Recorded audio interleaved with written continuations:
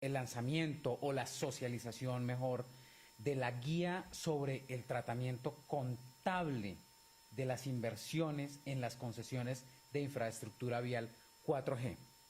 Pero, ¿en qué consiste esto? ¿Para qué sirve? ¿Cómo se digiere? Para responder todas las preguntas de nuestra audiencia, cerca de 150 personas que nos están siguiendo en directo en este momento, nos acompaña Mauricio Español, jefe de la Oficina de Regulación e Investigación Contable de la Superintendencia de Sociedades. El doctor Mauricio Español es contador y además se ha desempeñado, además de coordinador de este grupo, como presidente de la Junta Central de Contadores. Bienvenido, Mauricio. Buenos días, Edgar. Buenos días a todas las personas que nos siguen también a través de la red. Bueno, Mauricio, cuéntenos qué es la guía y por qué la Superintendencia de Sociedades lanza esta guía. Y antes de que comience, invitamos a todas las personas que nos están siguiendo a que nos hagan llegar las preguntas a través de nuestro Facebook Live y de nuestro live stream. Estas preguntas las responderemos al instante. Mauricio, entonces cuéntenos cómo es el tema de la guía. Bueno, para iniciar vamos a hacer una corta presentación de realmente qué es la guía, cuáles son nuestras facultades legales y por qué realmente esta superintendencia se ocupa de generar esta orientación técnica a nuestros supervisados. En principio, nuestra guía, como está estructurada y desde su título, es una guía sobre el tratamiento contable de las inversiones en las concesiones de infraestructura vial 4G, y desde aquí tenemos que empezar a hacer precisiones.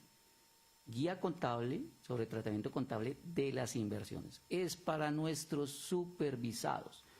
Refiere el tratamiento contable en medición y reconocimiento contable que deben hacer nuestros supervisados en las concesiones 4G. Es infraestructura 4G. Tal vez sirva como referencia en otro tipo de contratación o anterior a 4G, pero única y exclusivamente está acotada a 4G. La corta presentación va a tener este pequeño contenido, que es las facultades legales de esta superintendencia para emitir este tipo de guías, el proceso que surtimos dentro de la elaboración de la guía, y vamos a referir de manera muy general lo que es la estructura o cuál es la estructura de la guía, que ya también se puede acceder a través de la página nuestra en internet. La facultad legal de la superintendencia pues está establecida en la ley 1314 del año 2009, en el artículo 10º, y ustedes lo ven en el numeral primero y en el numeral segundo. El numeral primero faculta a la superintendencia, o casi que la conmina a vigilar como supervisor, como entidad de inspección, vigilancia y control, el cumplimiento de todas las disposiciones legales de los decretos reglamentarios emitidos con normas internacionales, normas de información financiera de aseguramiento. Pero pues la superintendencia no se limita solamente a hacer una supervisión y después sancionar por algún tipo de error. La superintendencia también tiene que velar por el perfecto entendimiento de todos estos marcos contables. Y en ese sentido, también el numeral segundo nos faculta para expedir normas técnicas especiales, interpretaciones y guías. De tal manera que en algunos escenarios en los que hemos visto que realmente hay complejidad en la aplicación de no solamente normas de información financiera, sino también de pronto de aseguramiento, hemos empezado a generar este tipo de orientaciones a través de las guías. Entonces, tenemos las facultades no solamente de supervisión, sino la de expedición de las normas. Vamos a contarles un poquito lo que ha sido el proceso realmente de la superintendencia en la elaboración de esta guía. Si bien es cierto, y debo repetirlo así a lo largo de la presentación, y en esta corta presentación o socialización de la guía lo vamos a hacer, es para nuestros supervisados, pues ello nos ha servido para mirar realmente que hay muchos actores y mucha industria que está alrededor de todo lo que es este proyecto tan importante para Colombia como son las vías 4G. Esta situación la veíamos venir desde hace bastante tiempo, cuando se veía ya que íbamos a traer normas internacionales de información financiera y habían disposiciones especiales dentro de estas normas para la medición y el reconocimiento de las concesiones, regulación que no teníamos en el país. Solamente la cogemos con normas internacionales de información financiera y empezamos ese trabajo desde la mesa de regulación en año 2012, año 2013. Se reunió la Contaduría General de la Nación, se reunieron preparadores, auditores, el Consejo Técnico, Ministerio de Hacienda, Ministerio de Comercio, trabajamos sobre el tema y sabíamos que hacia futuro íbamos a tener algunas situaciones que seguramente tendrían que regularse para una adecuada aplicación de las normas. Pues la superintendencia toma esta bandera con la orientación en materia de concesiones para supervisados y hace una propuesta inicial en la que invitamos a la Agencia Nacional de Infraestructura, a la Superintendencia Financiera de Colombia, a la Superintendencia de Transporte, el Consejo Técnico de la Contaduría y algunos otros actores como preparadores, incluso algunos auditores. ¿Por qué? Porque es que, si bien es cierto, nuestros supervisados hacen parte de los inversionistas que están en las concesionarias, pues todo esto es un modelo de negocio que implica que la Agencia Nacional de Infraestructura entrega los contratos, hace las adjudicaciones, pero inmediatamente se está constituyendo una compañía que es una concesionaria, en donde con las participaciones o con la deuda adquirida por parte de los partícipes es la que ejecuta los proyectos. Y esa concesionaria casi que queda vigilada siempre por la Superintendencia de Transporte. Entonces ya viene otra superintendencia. Pero adicionalmente a esto, se constituyen los patrimonios autónomos a través de los cuales se da la financiación y el manejo de los recursos adecuados en todos estos proyectos, y allí ya interviene la Superintendencia Financiera de Colombia. Y claro, cuando estamos hablando de normas técnicas contables, de información financiera de aseguramiento, tenemos que necesariamente involucrar al ente de normalización técnica en Colombia, que es el Consejo Técnico de la Contaduría Pública. La discusión se hizo en una propuesta inicial, en algunas mesas de trabajo, en donde fuimos llevando varios borradores de las guías, en donde incluso se consideraba que deberíamos incluir el reconocimiento contable de la concesionaria, los patrimonios autónomos y demás, pero al final nuestro borrador, con las facultades que tiene la superintendencia, queda acotado única y exclusivamente a nuestros supervisados, pero todo este trabajo nos lleva al conocimiento del negocio y a una propuesta final para nuestros supervisados. Propuesta final que se estructura tal cual como lo estamos viendo acá. Incluimos un glosario de términos, un glosario de conceptos. ¿Por qué? Porque hay mucho término técnico contable que todavía está en desarrollo, que todavía tenemos que darle entendimiento, mucho término técnico contable, pero también mucho término técnico también de los contratos de concesión que maneja ANI y que también todos los partícipes y todos los que participan en el negocio, quienes utilicen la guía, necesariamente tendrán que tener cuáles son las connotaciones de los mismos o su alcance. Dentro de la estructura de la guía, ustedes, y para ya mirar aspectos más técnicos, estamos viendo medición y reconocimiento de las inversiones subsidiarias y medición y reconocimiento de las inversiones del negocio conjunto asociado. ¿Qué sucede aquí? Como para tratar los términos, y sabemos que todas las personas que están participando, las entidades que están participando a través de Internet, realmente son personas ilustradas en todos estos temas, pero puede haber personas también que no le estén. Entonces, si hay personas que no están ilustradas, vamos a tratar de dejarlo ver como un poquito en más castellano, como decíamos antes de la presentación. Y es, nosotros tenemos nuestros partícipes dentro de todos estos proyectos de concesión y ellos entran como inversionistas. Pero esos partícipes pueden ser un solo que controla la concesionaria o pueden ser varios partícipes que entran como asociados de la concesionaria con alguna influencia significativa o dentro de un negocio conjunto en el que todos van a tomar las decisiones, tal vez en consenso. Entonces, ello nos lleva a que, si es control, estamos hablando de una controlante y la concesionaria una subsidiaria y la primera parte de la guía se ocupa de eso. La medición y reconocimiento de inversión, cuando es negocio conjunto o en asociada con la influencia significativa, la segunda parte también se ocupa de eso. Y tenemos tres modelos, el modelo de activo financiero, de intangible y el modelo mixto. Básicamente, lo que está estableciéndose a través de estos tres modelos que los diferencia. El modelo de activo financiero, básicamente está supeditado cada uno de ellos al retorno de la inversión.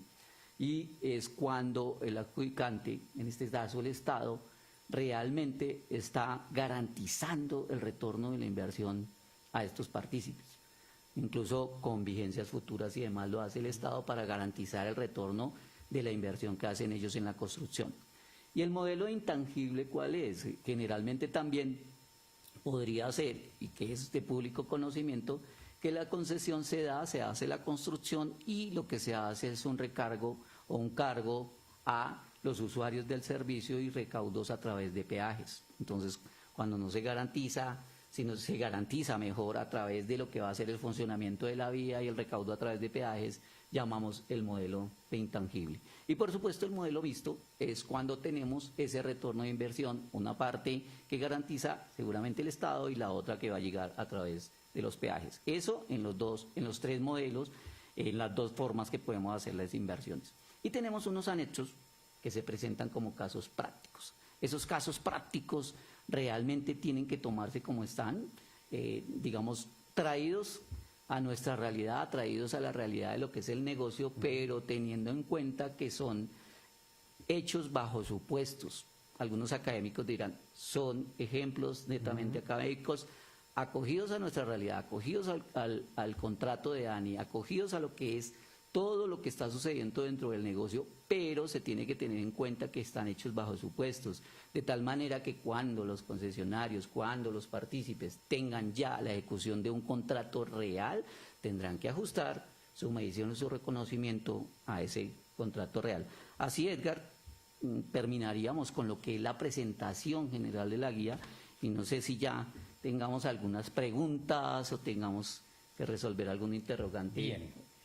Yo creo que lo primero que necesita saber nuestro público es, ¿esta guía es de obligatorio cumplimiento para los vigilados de la Superintendencia de Sociedades o no es de obligatorio cumplimiento?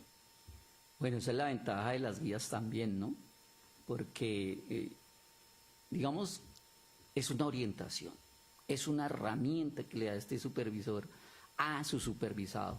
Es tratar de resolver algunas situaciones que se tienen en medición y reconocimiento. Y como orientación y como herramienta pensamos que así se debe utilizar. No es de obligatorio cumplimiento. No es que si en algún momento no se utiliza la orientación o la guía, la superintendencia va a proceder a hacer algún tipo de sanción. Nuestros supervisados van a ver la utilidad de la guía, pero si no la utilizan estrictamente, punto y coma de lo que dice la guía, no deben temer por ningún tipo de sanción, no deben temer porque la superintendencia los va a condenar. Seguramente vamos a hacer referencia en algún caso a la guía, pero debe servir es como una orientación, como una herramienta y como un apoyo que le da la entidad a su supervisado. Guardadas las proporciones, esto sería como el ayudarrenta de la DIAN para las personas naturales. Bueno, guardadas las proporciones, porque pues el ayudarrenta nos lleva a presentar esa obligación, ¿no? Igual, esto nos llevaría a una edición de un reconocimiento adecuado a nuestros supervisados, es lo que pretendemos. ¿Tiene algún ejemplo a la mano que nos explique en el tema de la guía, qué ejemplo lleva, si yo tengo una sociedad que es matriz, que es subsidiaria, que usted nos pueda contar un poco? Ejemplos de la vida real. Sí. Bueno, ejemplos de la vida real, digamos, tenemos ODINSA, tenemos varios supervisados que están participando, casi todos nuestros supervisados son los partícipes en las concesiones. Y esos partícipes son al mismo tiempo los inversionistas. Lo que hemos visto en ejemplos de la vida real y que está consignado también en la guía es que poco se da de un solo partícipe controlando toda una concesión. Son varios partícipes, varias sociedades a las que se les adjudica el tema para poder ejecutar en la concesionaria el desarrollo del trabajo de la obra pactada o la obra que se están obligando a hacer. Los ejemplos que están consignados en la guía, ustedes los van a ver uno a uno por cada uno de los modelos. Listo, Mauricio, nos empiezan a llegar preguntas e invitamos a nuestra audiencia que nos sigan enviando a través de la página de Livestream o Facebook Live. Una de las preguntas es, ¿por qué la guía solo trata la parte contable de la inversión en la concesionaria si las concesiones de infraestructura vial generan una serie de hechos desde la perspectiva de la sociedad concesionaria y de la concedente? Un poco técnico. Bueno, la verdad, digamos, para ponerlo en términos menos técnicos, ¿cuál es?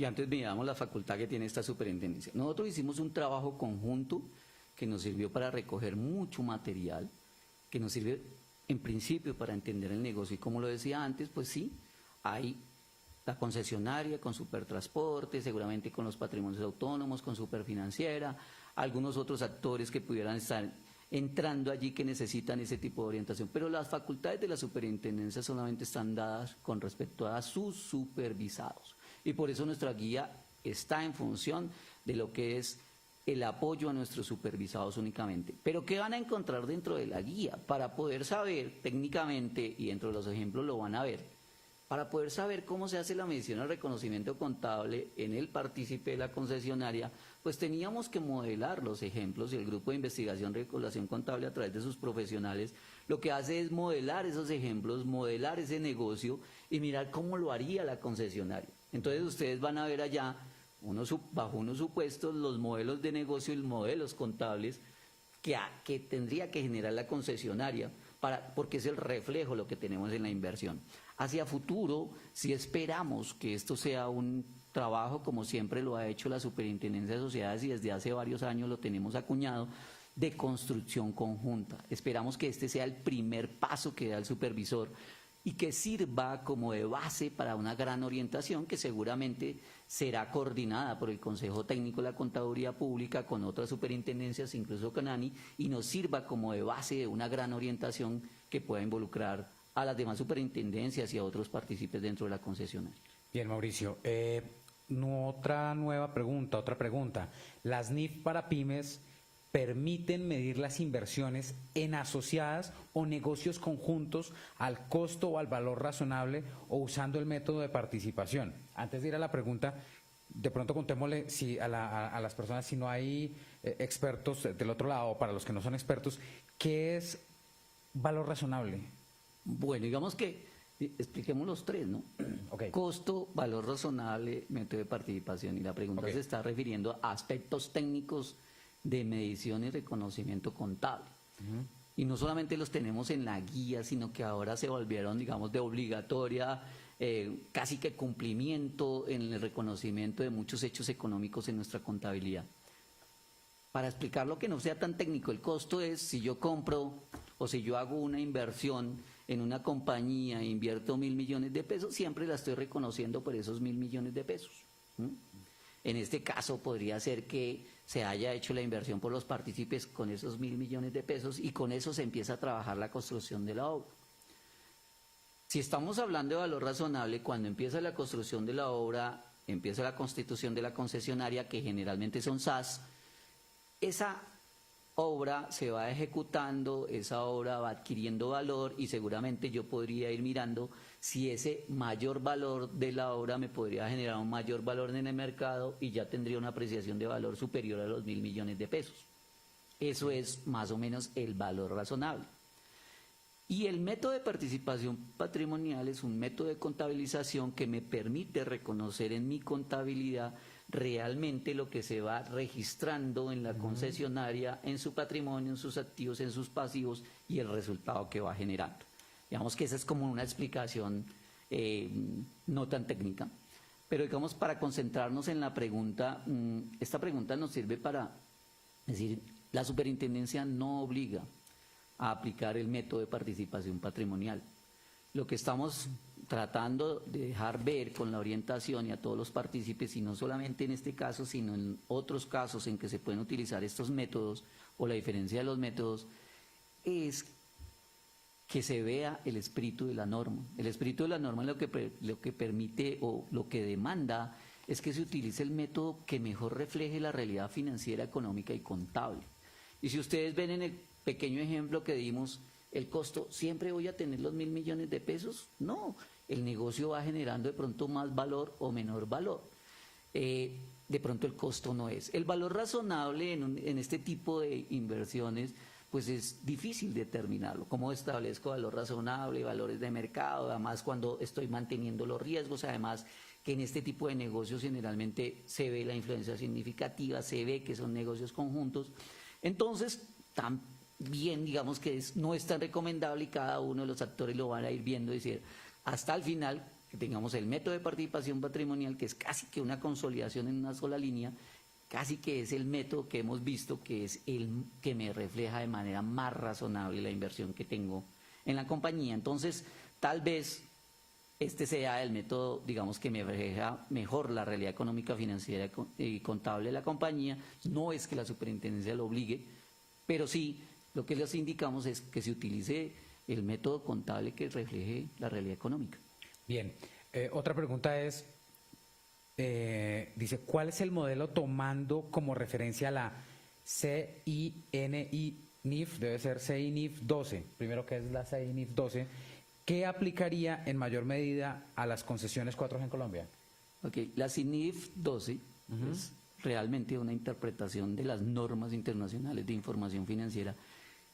Es muy corta, es una interpretación que hace IASB, que viene con nuestras normas y que hace parte de nuestra legislación también, y es en 3 o 4 cosas nos indica realmente cuál es la forma de medir y reconocer estos valores en las concesiones. Entonces es una interpretación que hace parte de nuestras normas, de donde realmente también se deriva nuestra guía o la guía que estamos presentando hoy.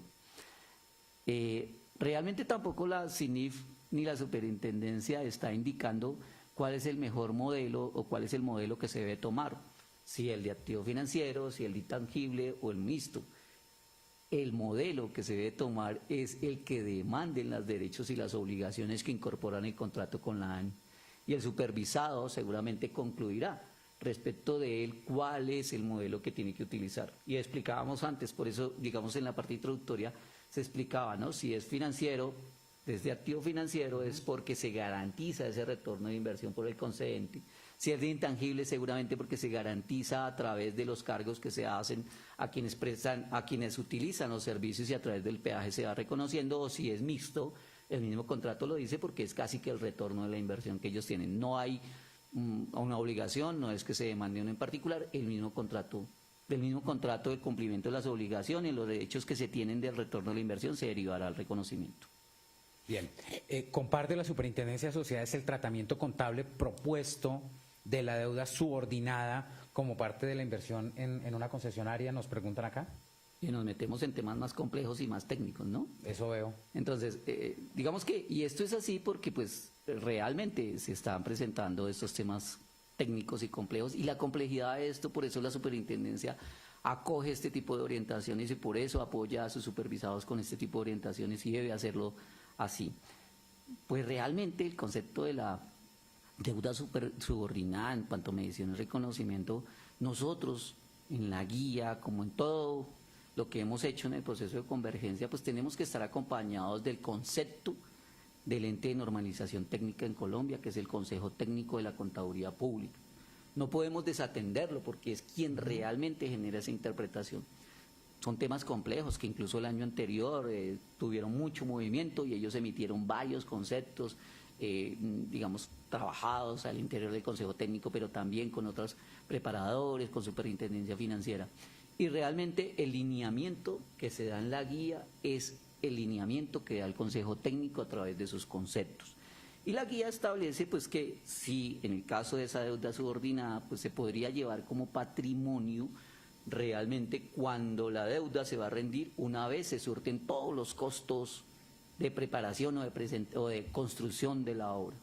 Y se podría llevar como patrimonio y se podría llevar como inversión en el caso de los supervisados. Pero si es de otra forma, si no es cuando se rindan todos los costos, seguramente se podrá llevar, si cumple con esas condiciones, como un instrumento financiero. Instrumento financiero es una cuenta por cobrar en nuestros supervisados y se llevaría como un pasivo en la concesionaria. Realmente a eso se resume en medición, reconocimiento, el concepto de la deuda subordinada. Excelente. Aquí nos pregunta también Ivonne Fernández lo siguiente, y es, ¿la Super tuvo algún acercamiento en el desarrollo de esta guía con las firmas de auditoría con respecto a sus consideraciones de reconocimiento y medición de estos negocios en Colombia? Ahí insistiría, o cumplimos necesariamente los lineamientos del Consejo. No, digamos que y al principio lo presentábamos así. Nosotros fuimos muy abiertos, nosotros se lo hemos presentado, tal vez no hubo una discusión pública como lo tienen otros actos administrativos general, pero sí aquí varios preparadores emitieron su opinión, y no tanto como que lo hubiéramos dirigido a una firma de auditoría en particular, a una firma de consultoría en particular, pero sí hemos recibido, digamos, algunos lineamientos o parámetros de los auditores o los consultores con respecto a la forma como lo están auditando, que hemos visto más por nuestra práctica y no por una injerencia directa que se pudiera dar por los auditores y demás, que, y estos son guías que están en desarrollo, realmente los supervisados casi que estarían quedando en un juego cruzado en que el preparador, el supervisado, está emitiendo un juicio profesional, que es quien prepara, presenta la información, el auditor también para rendir su opinión, el supervisor también cuando le revisa la información, y por otro lado el ente de normalización técnica velando porque sea el cumplimiento adecuado de las normas.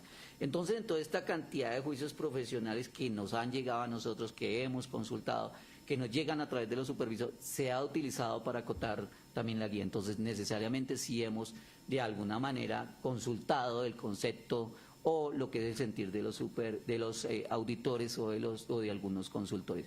Todavía la guía puede generar todo tipo de polémicas porque ellas son temas que están en desarrollo, ¿no? Bien, nos llega un comentario del área de contabilidad de Odinsa, Mario Alonso García Romero, gerente de contabilidad. Dice, es importante que se dejó parte de la actualización del IFRS 15, ya que las obligaciones de desempeño se convierten en un tema de gran importancia hoy. ¿Qué podemos decir al respecto, Mauricio? Bueno, al respecto, decir que nosotros teníamos todos nuestros documentos, nuestras guías, los boletines anteriores, incluso en materia contable, pues tienen que seguir los mismos lineamientos que nos demandan las normas internacionales. Cuando estábamos aplicando por primera vez las normas internacionales había un lineamiento, digamos que empezamos el proceso 2013, 2014, aplicación de EFA para grupo número 1, y siempre, como teníamos una dinámica en la modificación de las normas, incluso saliendo nuevas normas para este año no tenemos solamente la 15, sino la 16, también la 17, con, digamos, diferentes fechas en que van a empezar a regir. Pues el lineamiento de norma internacional es que siempre que hagamos un documento nos proyectemos sobre el momento en que él va a empezar a regir o en donde va a salir la orientación, donde va a seguir la instrucción. De tal manera que si nosotros sabíamos si se vería proyectando y se venían haciendo los borradores de discusión con IASB de NIF 15, NIF 16, de NIF 17, pues nuestra guía tenía que proyectarse al momento en que fuera a salir. Si salía a este momento en donde ya están vigentes, teníamos que acotarla a eso. En principio, incluso hicimos un trabajo con normas anteriores y después tuvimos que reorganizarla con las normas que realmente iban a estar vigentes al momento en que se publicara la guía. Bueno, muy bien, aquí nos dicen que no están de acuerdo, esto estaba bastante técnico, dice, no estoy muy de acuerdo con que se maneje el concepto de gastos de pavimentación y amortizaciones como concepto de gastos y no de costos. ¿Cómo es eso? Bueno, pues suena muy técnica la pregunta, pero realmente la respuesta no es tan técnica. Ah, bueno. ¿En qué sentido? Nosotros para la guía, si no podemos desconocer el material emitido por IASB, los ejemplos de IASB, ellos tienen mucho material de consulta. IASB es el ente de normalización, o mejor, el ente que genera la emisión de las normas internacionales de información financiera. Entonces, ellos emiten mucho material de consulta, pero también emiten ejemplos y emiten otro material que nos sirve a nosotros como herramienta para hacer las guías. Pues de allí en la parte B de estas normas, que son los fundamentos de conclusiones y de todos los ejemplos, nosotros tomamos varios ejemplos y ellos siempre lo están llevando como con el concepto de gasto y no como el concepto de costo. ¿Esto a qué obedece? A que se toma como sinónimo concepto de gasto-costo, porque el mismo marco conceptual de las normas internacionales, que también está vigente en Colombia como norma, que eso es una particularidad en nuestra jurisdicción, él en alguna parte, cuando está hablando, cuando se está definiendo los elementos de los estados financieros, indica gasto. Entonces da la definición de gasto y en algún momento dice gastos son costos o sinónimo de costos, porque ellos no distinguen entre costo y gasto cuando estamos hablando en materia financiera. Tal vez en materia financiera, en materia contable, cuando se haga la presentación, se puede presentar como gasto o costo, no se tiene realmente ningún inconveniente. Utilizamos genéricamente gasto como lo utilizan los ejemplos de IASB y como el marco conceptual también lo infiere.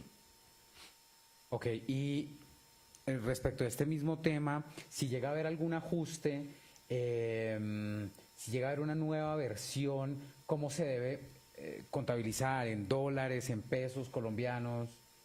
Bueno, a ver, tal vez la guía, como dijimos, y esta es digamos, la ventaja también de las guías con los temas de desarrollo que tenemos y la aplicación de lo que está pasando en Colombia o en nuestra jurisdicción con esta aplicación de normas internacionales. Ellas quedan en desarrollo. La guía nos permite generar esa flexibilidad en el sentido de que si el entendimiento del negocio en primera instancia nos genera una orientación, pero hacia futuro nos obliga a modificarla, podemos hacer una modificación de la guía, ya no es rígida. Ahora, no teníamos y no tenemos ahora mismo tampoco, con base en la pregunta, perfectamente claro que podamos tener un reintegro de la inversión, un pago en dólares, un pago en pesos.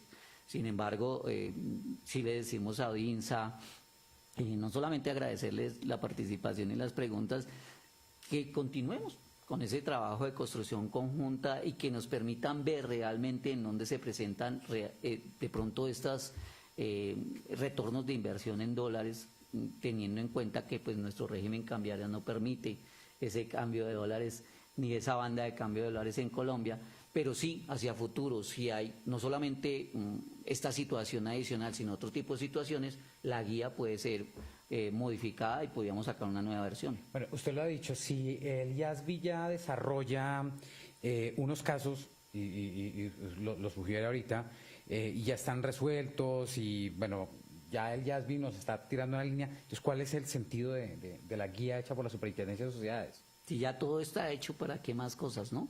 Eso es lo que tratan de sugerir. Y no solamente en este tema, en muchos otros temas, porque pues tenemos una base conceptual mucho más amplia, ¿no? Decía que pasábamos de principios locales a normas internacionales y que la norma internacional ya lo tenía todo resuelto. Y con esa base amplia que tenemos ahora en Colombia, una base conceptual técnica también amplia, deberíamos tener todo resuelto. Pues no es tan así, porque realmente las normas internacionales, y no solamente en Colombia, sino en todos los países que las acogen, llegan a una jurisdicción que también está reglada. Cada una de ellas llega a una jurisdicción, atendemos los lineamientos técnicos de una norma internacional, no podríamos cambiarlos, no podríamos generar una interpretación que diera lugar a que se tuviera que presentar de una forma en Colombia y otra en Europa, otra en Argentina, otra en Brasil, cuando utilizan norma internacional y salimos de la estandarización. Pero sí tenemos que reconocer que realmente tenemos una jurisdicción diferente. Y los ejemplos están hechos de manera general para coger ejemplos que puedan acomodarse a cualquier país del mundo. Son más de 160 jurisdicciones que aplican estas normas. Y en Colombia, pues tenemos particularidades en nuestra contratación, tenemos particularidades con nuestros negocios, tenemos los contratos de ANI que tienen que ajustarse a las normas gubernamentales.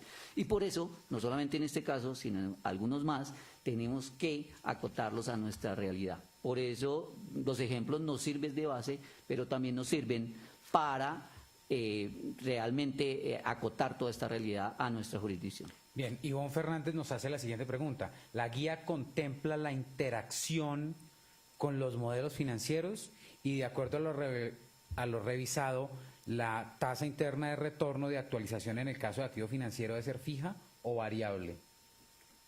A ver, son aspectos técnicos que está contemplando la guía, digamos, y como les digo, en los modelos de negocios cada uno estará mirando la medición, estará reconociendo esa medición de acuerdo como ellos lo tengan establecido. Nuestros ejemplos están bajo esos supuestos de tasas internas de retorno que se reconocen tal vez fijas y no variables, pero de acuerdo como ellos estén realmente atendiendo los modelos de en cada uno de sus negocios y el contrato que tengan en el retorno de la inversión, pues deberán atender también cada una de las mediciones de acuerdo con lo que ellos consideren es su tasa interna de retorno. Bien, esta guía es aplicable para todas las compañías concesionarias dedicadas a operar en contratos de concesión 4G. ¿Qué más se viene entonces? La guía no es aplicable para las compañías concesionarias. La guía es aplicable para los inversionistas en esas concesionarias. Ok, para los Decíamos, accionistas. y es bueno recordarlo, porque para las concesionarias realmente son las sociedades SAS constituidas por los supervisados nuestros, que son los que realmente están haciendo la inversión. La concesionaria, generalmente vigilada por la Superintendencia de Transporte, tendrá que seguir los lineamientos de acuerdo con el modelo que corresponda. Nosotros volvemos y decimos, lo modelamos allí, utilizamos la tasa interna de retorno, utilizamos otras variables bajo supuestos que nos permiten modelar un escenario que después va a verse reflejado en el reconocimiento de la inversión. Pero la guía está acotada para nuestros supervisados, no para las concesionarias. Comentémosle a las personas que nos están siguiendo, Mauricio, ¿qué es un concesionario u operador bajo el ordenamiento o bajo lo escrito en nuestra guía? La concesionaria realmente es la compañía que se constituye para operar, para ejecutar el contrato, para hacer la construcción, para prestar el servicio. ¿Cómo generalmente opera el contrato? Se genera la licitación por parte de la Agencia Nacional de Infraestructura, llegan personas jurídicas, personas naturales, seguramente personas jurídicas a las que se les adjudica el contrato.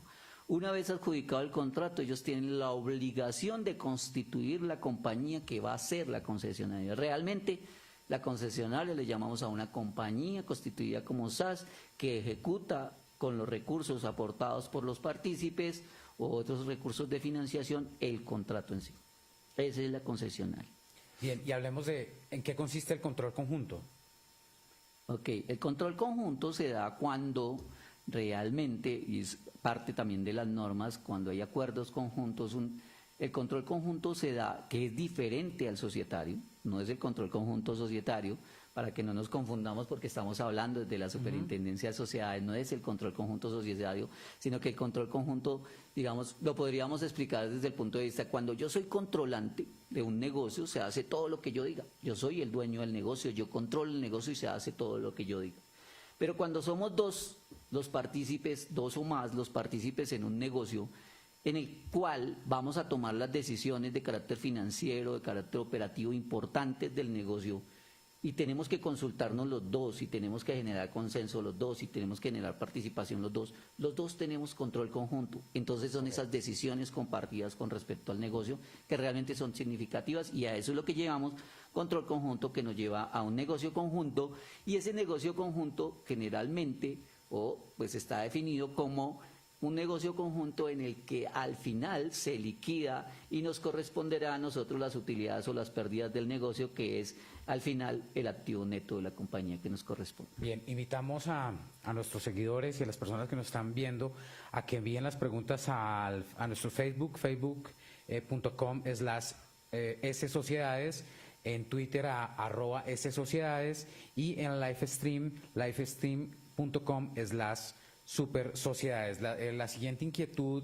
Mauricio, respecto de lo que desarrolla la guía es ¿qué son los costos por préstamos? ¿Cómo se lee esto? Los costos por préstamos están dados, digamos, por los intereses de financiación. Digamos, de pronto algunas otras situaciones que se presenten con respecto a la financiación, y el costo por préstamo es eso. Todo lo que genera la financiación de un negocio, que en estos negocios es súper importante, otros negocios también es súper importante.